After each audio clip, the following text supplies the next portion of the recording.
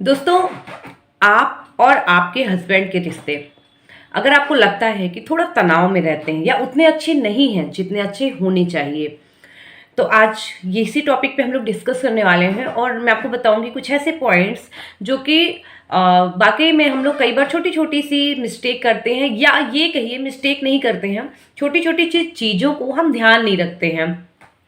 तो वो सारी चीज़ें मैं आज आप लोग से डिस्कस करने वाली हूँ। बहुत ही इंपॉर्टेंट पॉइंट है दोस्तों, ध्यान से सुनिएगा और समझिएगा उस चीज़ को।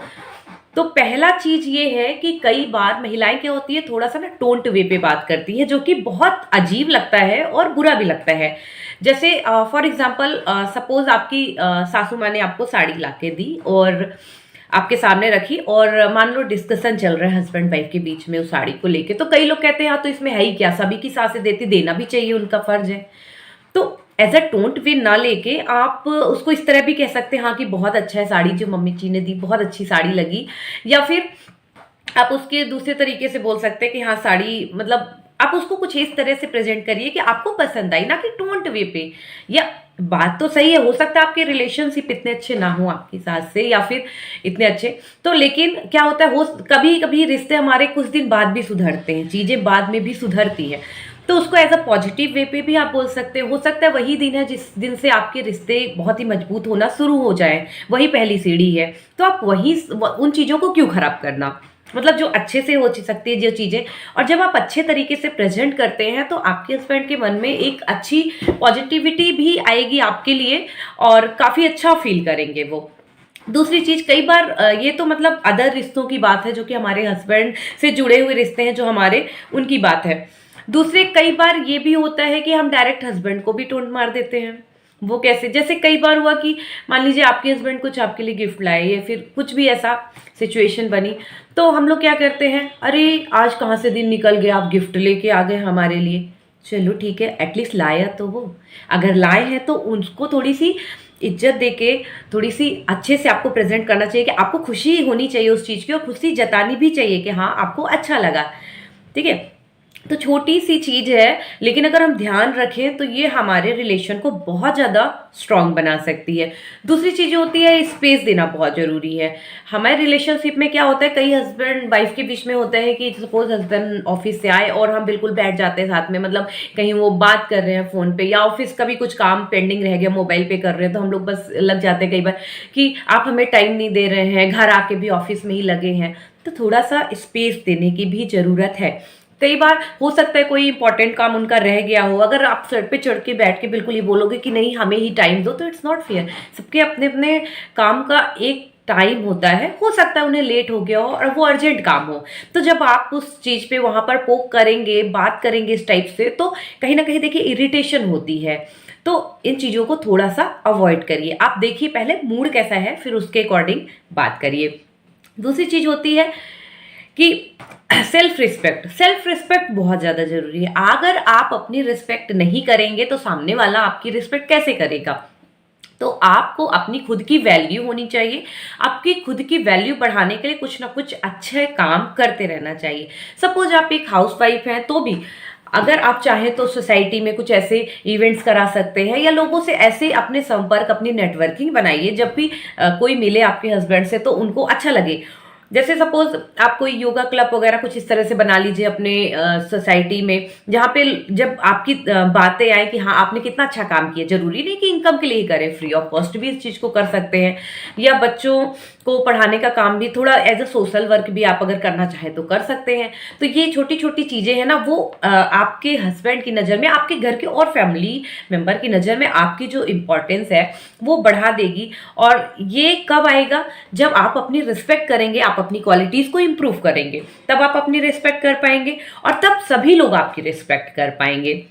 एक बहुत बड़ी जो प्रॉब्लम होती है वो होती है एप्रिसिएशन। हम एप्रिसिएट नहीं करते हैं।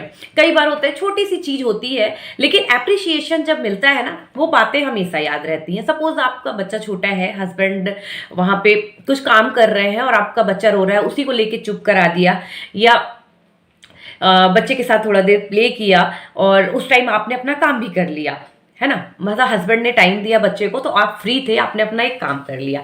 तो आप यहाँ पे अप्रिसिएट कर सकते हैं हस्बैंड को। कि आपने जो है तो मतलब बहुत अच्छे से संभाल लिया, मेरा ये काम हो गया, वरना मेरा काम कितना डिले हो जाता है इस चक्कर में। और कई वाइफ इस तरह भी कहती है, अरे हस्बैंड संभाल लिया तो क्या हुआ, बच्चा तो उसका भी है मेरा भी है, तो दोनों संभालो। ठीक है, इट्स ओके, आपका पॉइंट बिल्कुल सही है, लेकिन बात को प्रेजेंट करने का तरीका बहुत मैटर करता है आपके रिलेशनशिप को मेंटेन करने में। काम वही है, सिचुएशन है ये, लेकिन आपकी दो बातें अच्छी बोल देने से अगर रिलेशनशिप मेंटेन होता है, आपकी इस जो बॉन्डिंग है वो बहुत अच्छी स्ट्रांग होती है, तो बिल्कुल ये करना चाहिए। फिर इसके बाद होती है एक चीज़ बहुत ज़्यादा ज़रूरी है, वो है हमेशा अवेलेबल ना होना।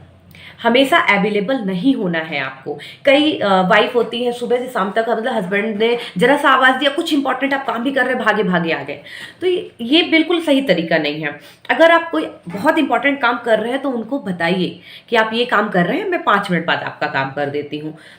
अपनी जो एबिलिटी है कि आप हर तरह अवेलेबल हो रहे हैं, इट्स बिल्कुल अच्छा नहीं है ये आपके रिलेशनशिप को मेंटेन करने। इससे ये एक्चुअल इमेज ये जाता है ब्रेन को कि मतलब आप फालतू है, बस आपके पास कोई खास काम नहीं है। और ये सिर्फ हस्बैंड के लिए नहीं, बाकी रिलेशनशिप के लिए भी काम आती है। आप हमेशा अवेलेबल रहेंगे, कहते हैं ना कि अगर मार्केट में आपकी जो जब डिमांड बहुत तेजी से बढ़ती है तो सप्लाई कम होती है, और सप्लाई बहुत तेजी से बढ़ती है तो डिमांड कम हो जाती है। ये मतलब हमने तो मार्केटिंग में पढ़ा था, बट ये रिश्तों में भी कई बार होता है कि अगर आप बार बार अवेलेबल रहोगे तो आपकी डिमांड कम हो जाएगी, आपका जो जो आपके लिए रिस्पेक्ट है वो धीरे धीरे कम हो जाएगा। लगेगा फालतू है, कोई काम ही तो रहता नहीं, घर में काम ही क्या रहता है। आपको बताना है कि घर में काम भी रहता है, बच्चों को पढ़ाना भी रहता है, कोई इंपॉर्टेंट काम कर रहे हैं, अगर बच्चे को पढ़ा भी रहे तो भी आप बता सकते हैं कि हाँ चाय बनानी, तो चलो मैं 5 मिनट बाद बना देती हूँ, मैं उसका एक होमवर्क करवा रही हूँ। तो छोटी छोटी चीजें हैं जो आपको ध्यान रखनी है, और ये बहुत इंपॉर्टेंट पॉइंट है। फिर एक अगला पॉइंट आता है, हम कई बार हस्बैंड की बात को ध्यान से नहीं सुनते। ये अक्सर देखा जाता है, जैसे मान लीजिए कोई ऑफिस से आए, कोई इंसिडेंट्स बता रहे हैं, या कुछ बॉस ने से ही कुछ खिचपिच हो गई और वो अपना बात आपको बता रहे हैं, तो ज्यादातर महिलाएं क्या कहते हैं, मेरा काम पड़ा है, मैं 2 मिनट में आई, मैं मतलब इग्नोर कर देते हैं या ध्यान से नहीं सुनते हैं। सुन तो लेते हैं लेकिन मजबूरी की तरह। जब हम ध्यान से सुनने और मजबूरी सुनने में अंतर क्या होता है, जब हम ध्यान से किसी चीज को सुनते हैं तो हम प्रॉपर रिस्पॉन्स कर पाते हैं। जैसे मान लीजिए कोई बात हो गई, आपने ध्यान से सुना, अपनी तरफ से 2 बातें बोली, हाँ हाँ सही बात है, अगर आप यहाँ पे सही थे तो उनको ऐसा नहीं बोलना चाहिए था, ठीक है, तो इसका मतलब है आपने ध्यान से सुनी। और आपने सिर्फ सुनी, इसका मतलब क्या हो गया, वो सुना दी, आपने सुन लिया, अच्छा अच्छा ठीक है, मतलब आपने ध्यान भी नहीं दिया और दूसरे काम में लग गए, इसका मतलब होता है आपने ध्यान से नहीं सुना। तो हम इससे, अब जब आप ध्यान से सुनते हो तो हमेशा सामने वाले को क्या लगेगा कि आप रिस्पॉन्स कर रहे हो, आप वैल्यू कर रहे हो सामने वाले की। हम उसी की बात सुनते हैं जिसकी हम वैल्यू करते हैं। आप लाखों वीडियो देखते होंगे लेकिन बात उसकी पूरी वीडियो देख लेते होंगे, धीमे धीमे भी बोल रहा हो, स्किप करके भी उसकी आगे की वीडियो देख लेंगे। क्यों? क्योंकि आपको उसकी बात पे बिलीव है, आपको उसकी बात अच्छी लगती है। तो वही चीज होता है हमारे रिलेशनशिप में, जब हम किसी की बात अच्छे से नहीं सुनते हैं, हस्बैंड की बात अच्छे से नहीं सुनते हैं, तो उन्हें वो चीज फील आता है कि हमारी कोई वैल्यू नहीं है, या हमारी वाइफ जो है हमारे ऊपर इतना ध्यान नहीं देती है। ठीक है, फिर एक बहुत इंपॉर्टेंट पॉइंट है कि जो होता है बुराई, अक्सर देखा जाता है जब महिलाएं ग्रुप में बैठी होती हैं तो वो एक दूसरे से हस्बैंड की बुराई कर रही होती हैं कि मेरे हस्बैंड तो ऐसे हैं, ध्यान नहीं देते हैं, बच्चा तो मुझे ही संभालना पड़ता है, घर में 1 गिलास पानी तक उठा के नहीं पीते हैं। अब देखिए यहाँ पे जिनके साथ आप बुराई कर रहे हैं, क्या वो आके आपकी हेल्प करेंगी? नहीं, लेकिन आपका जो ब्रेन है वो जरूर ट्रेन हो जाएगा, उन बुराइयों को एक्सेप्ट कर लेगा। नहीं भी होंगी तो अगर आप बातें चालू हुई और आप 4 बुराइयां अपने से आगे रह के बता रहे हैं तो आपका ब्रेन वो एक्सेप्ट कर लेता है, सुनने लगता है उस चीज को और ध्यान से। तो जहां बुराई नहीं भी निकलनी होगी, 4 बुराइयां और निकल के आ जाती हैं। तो बुराई जब आप किसी की करते हो तो आपका रिश्ता सुधरेगा या बिगड़ेगा? आप मुझे इस बात का आंसर दो। तो बुराई अगर है भी कोई, तो आप अपना क्वालिटी टाइम जब स्पेंड करते हो तो आपको समझाने का तरीका आना चाहिए, अपनी बातों को प्रेजेंट करने का तरीका आना चाहिए अपने हस्बैंड के सामने, ताकि वो आपकी बात को एक्सेप्ट करे। उसके लिए आपको अपनी वैल्यू बढ़ानी पड़ेगी। तो बहुत सारी चीजें हैं जो इंटरकनेक्टेड होती हैं। तो इसका कहने का मतलब है कि बुराई तो बिल्कुल ना करें भाई। जिंदगी जिनके साथ बितानी है, अच्छाई बुराई हर इंसान के अंदर होता है। अगर हर व्यक्ति अच्छा हो जाए तो भगवान बन जाएगा वो, है ना। तो ना तो भगवान हम हैं और ना तो हस्बैंड है। तो थोड़ी बहुत जो कंप्रोमाइज होती है, करनी पड़ती है, लेकिन एक लेवल तक। इसका मतलब नहीं हर चीज आप कंप्रोमाइज करें, जहां पे कर सकते हैं करिए, जहां नहीं कर सकते हैं तो कोशिश करिए कि हमारे रिलेशनशिप इतने अच्छे हों कि हम उस चीज को बता पाए सामने वाले को कि आपकी ये चीज थोड़ी सी हमें नहीं जम रही है, या फिर इस चीज से हमें प्रॉब्लम हो रही है। ठीक है, जब आप 4 गलती अपनी एक्सेप्ट करते हो और 2 सामने वाले की बताते हैं ना, तो वो भी सुनने के लिए तैयार हो जाता है। लेकिन आप सामने वाले की हमेशा गलतियां ही बताते रहेंगे तो वो कभी उस चीज को नहीं मानेगा। ठीक है, फिर एक बहुत अच्छा पॉइंट है कि फाइनेंशियली हेल्प करें अपने हस्बैंड को। अभी तो सिचुएशन बहुत ज़्यादा बिगड़ी हुई है इंडिया में, वैसे भी रिसेशन आने वाला है। कोविड के बाद बहुत ज़्यादा सिचुएशन चेंज हो चुकी है। मतलब अभी ऐसा हो गया कि 2-2 ढाई-ढाई लाख रुपए सैलरी कमाने वाले भी, चूंकि EMI इतनी जा रही है, घर खरीद लिया है, अब वो आप बंद नहीं कर सकते। अगर 5 साल पहले भी खरीदा होगा, 3 साल पहले भी खरीदा होगा, कोविड के पहले भी खरीदा होगा, अगर 7-8 साल की EMI आपकी बन गई होगी, अब मान लो कि आपकी 70-80 हज़ार सैलरी सिर्फ आपके घर के EMI में ही जाने लग गई है। सपोज आपने अच्छा बड़ा घर ले लिया, तो आपको वहां पे क्या करना चाहिए? आपको वहां पे थोड़ा सा अगर चीजों को रुक के खरीद सकते हैं या आप किसी तरह से हेल्प कर सकते हैं। इसका मतलब ये नहीं कि आप जॉब करने ही चले जाइए भाई, अपने घर को बच्चों को छोड़ के आपको जॉब ही करना है, लेकिन दूसरे तरीके से अगर आप फाइनेंशियली हेल्प कर सकते हैं तो जरूर करिए, क्योंकि कंडीशन इस समय थोड़ा सा मार्केट में बिगड़ी हुई है लोगों की। अगर आपके घर में भी थोड़ा सा इश्यूज हैं इसके फाइनेंशियल, तो आप अपने हस्बैंड को सपोर्ट करिए, उसमें आप अपनी तरफ से जो भी कंट्रीब्यूट कर सकते हैं करिए। आप अपने तरीके से, और उन्हें बताइए भी कि चलो जैसे होता है कई बार हस्बैंड लोग को लगता है कि यार वाइफ को ये वाले चीजें दिलानी थी, अब उनका बजट नहीं भी है तो भी वो कह देते हैं चलो ठीक है ले लो। लेकिन अगर आपको पता है कंडीशन, तो आप उनकी सपोर्ट करिए। आप बता सकते हैं कि ठीक है आप कुछ दिन बाद ले लेंगे, ऐसा कोई इतना अर्जेंट नहीं है, जो चीजें जरूरी है वो ले भी लीजिए, लेकिन जिन चीजों में आप एडजस्टमेंट कर सकते हैं वो कर लीजिए। फिर एक बहुत ही बढ़िया पॉइंट है, लास्ट पॉइंट है लेकिन बहुत सही तरीका है।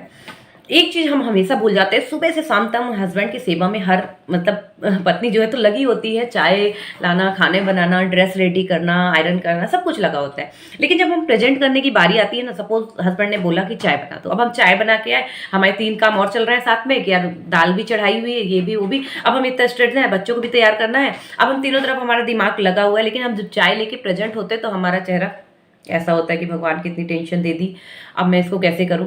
लेकिन वही तरीके में अगर आप थोड़ा सा चेंज करेंगे ना, जब वो चाय का प्याला आप दे रहे हैं ना, तो थोड़ी सी स्माइल रख के देंगे, तो देखिएगा धीरे धीरे आपके रिलेशन सुधर जाएंगे। जब हम स्ट्रेस जैसा फेस अपना बनाते हैं ना, या फिर बनाते क्या है, बन जाता है, तो वो हमारे रिलेशनशिप को बहुत ज़्यादा बिगाड़ता है। क्यों? क्योंकि जब हम किसी भी माहौल में आप रहेंगे, जैसा माहौल रहेगा वैसा सामने वाला हो जाएगा।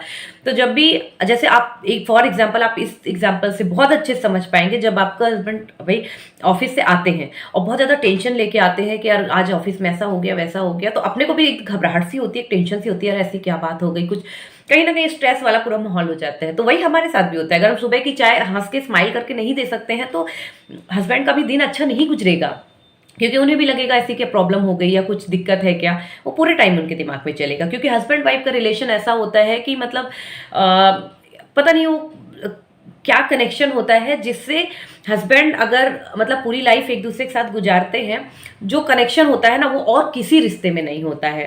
मतलब हस्बैंड दुखी है तो वाइफ दुखी रहेगी, दुखी अगर वाइफ है तो हस्बैंड भी रहेगा, तो वही चीज़ हैप्पीनेस के साथ होती है। तो जो स्माइल आप सुबह चाय के साथ देंगे ना, वही स्माइल आपके पूरे दिन आपके साथ भी रहेगी और आपके हस्बैंड के साथ भी रहेगी। तो दोस्तों ये छोटे से पॉइंट्स आपको आई थिंक पसंद आए होंगे और आप इसको फॉलो भी करेंगे, और आप देखिएगा धीरे धीरे आपके रिलेशनशिप बहुत अच्छे हो जाएंगे। सो दोस्तों आज के लिए इतना ही, मिलेंगे नेक्स्ट वीडियो में, तब तक के लिए बाय बाय।